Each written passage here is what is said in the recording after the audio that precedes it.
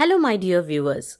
Today, let's understand the scientific reason behind applying tilak on the forehead. Applying tilak on the forehead is a significant ritual among Hindus. Tilak is not just a cultural custom, but a spiritual sign representing the third eye or the Agya Chakra. Applying tilak on the forehead has several benefits. Tilak helps in bringing a sense of inner peace and calmness. Many believe that applying tilak enhances concentration levels, helping you focus better. Tilak can reduce mental stress, making you feel more relaxed. Tilak holds cultural importance, connecting you with your traditions and heritage.